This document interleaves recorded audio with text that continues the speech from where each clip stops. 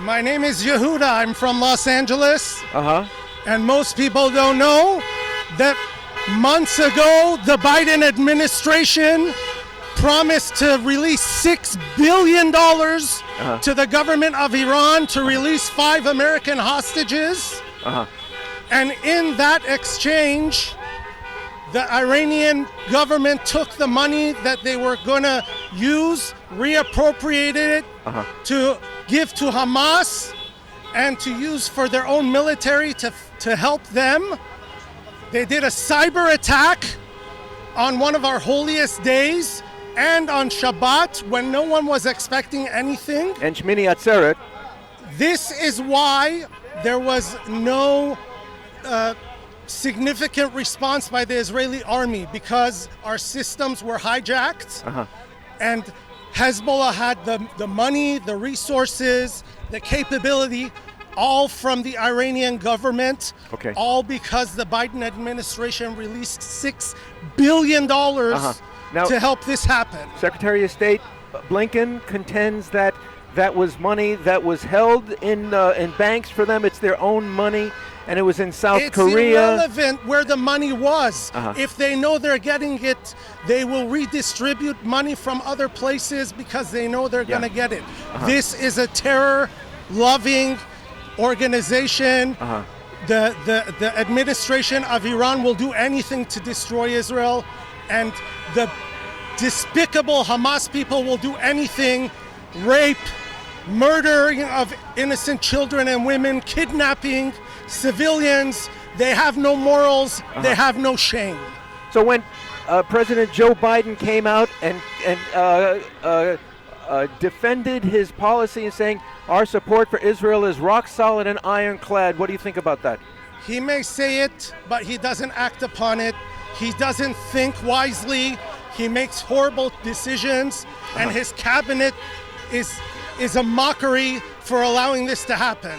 This would never be happening under a Republican administration, and it's too little too late to change what they did unless they can somehow freeze those $6 billion and cripple the Iranian regime so that they start to crumble as Israel attacks Hamas and ensures that no other entities will take place in joining them in the war. But so many Jewish Americans voted to elect the Democrat administration, which included much of the Obama, you might say, Israel-hating administration and pro-Islamist administration. What's Obama's influence here? Obama's influence? Yeah. Obama did the same thing before he left office. He gave $3 billion, if I'm not mistaken. All of these funds get channeled and siphoned to Syria, to Hezbollah in Lebanon, to Hamas in Gaza.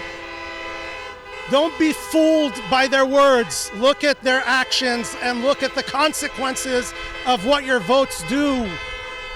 So what would you say to the 2/3 of Jewish Americans who voted Democrat last time, and many of whom are sociopathically opposed to the Republicans? Please wake up. Don't let blood be on your conscience. Look at over 1,000 Israelis have been murdered thus far.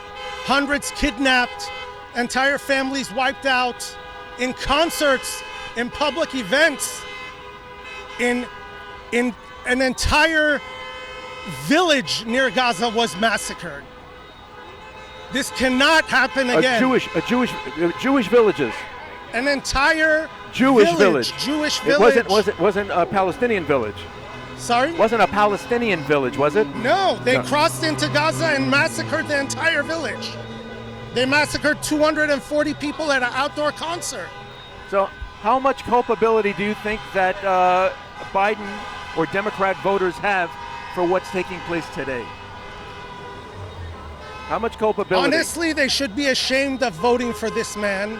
He has done nothing to improve relations with Israel. He has done nothing to improve foreign policy in general. And this is Israel's 9/11. If they do not completely modify their ways, ensure that they block that $6 billion so that the Iranian regime becomes crippled for using it from their other assets, they should be held accountable as well.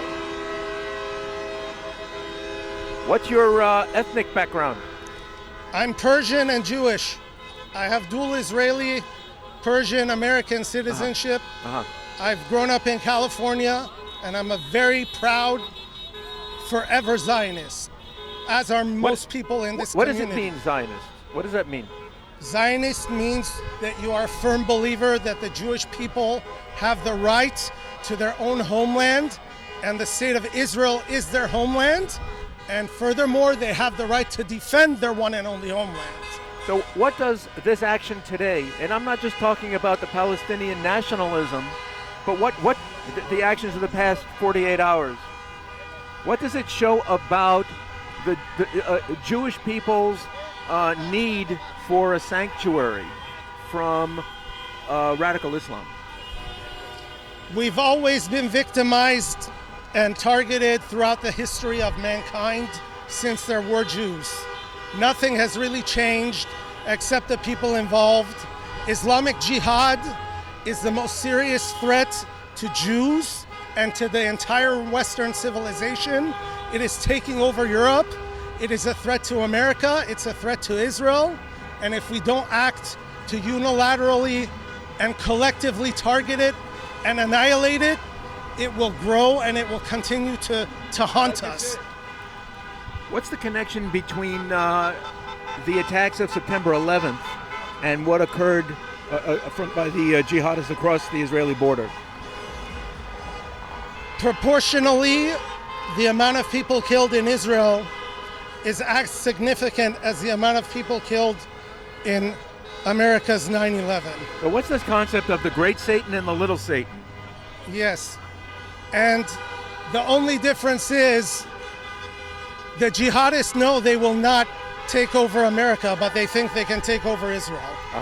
Won't they? Aren't they taking over European countries now in terms of influence throughout the systems through the EU and England, France? The problem is they don't need to fight in Europe with a sword.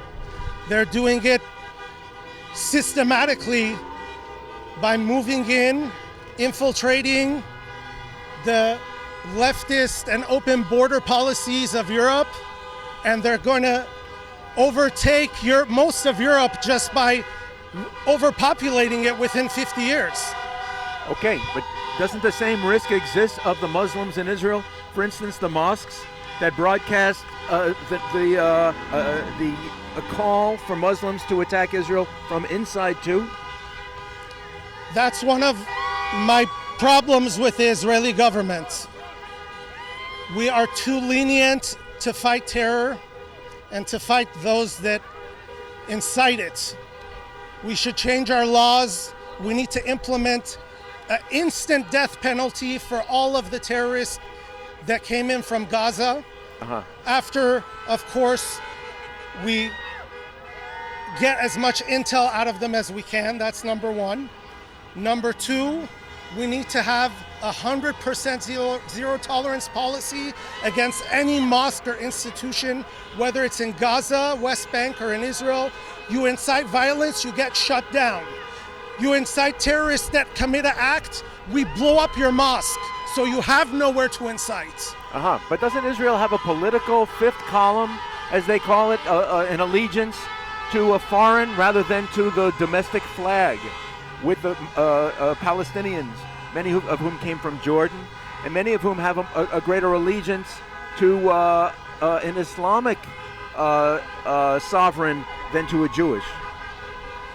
Look, there's many so-called Palestinians in Israel.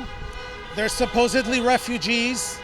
Most of them unilaterally left their homes and villages during the 1948 War of Independence.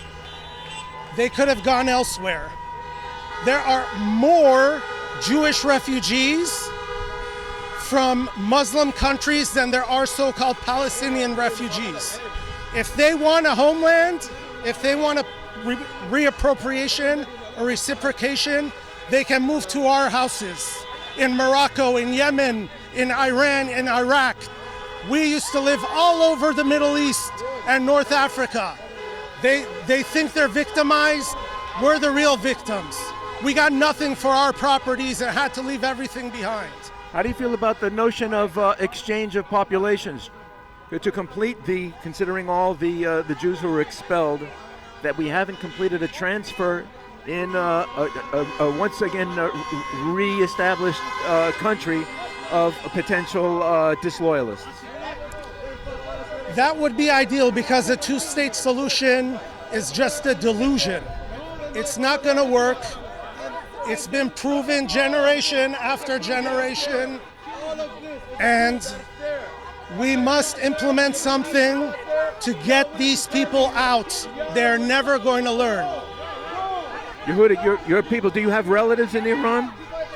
I have relatives in Iran. Yeah. I have relatives in Israel. Is it time, or is it past time for the Iranian Jews to get out before they become hostages and make a war even more complicated? Most of them, it's too little too late to do it. They are living there. They're somewhat secluded, but we have a little terrorist here trying to instigate. Okay, let me see what he has to say.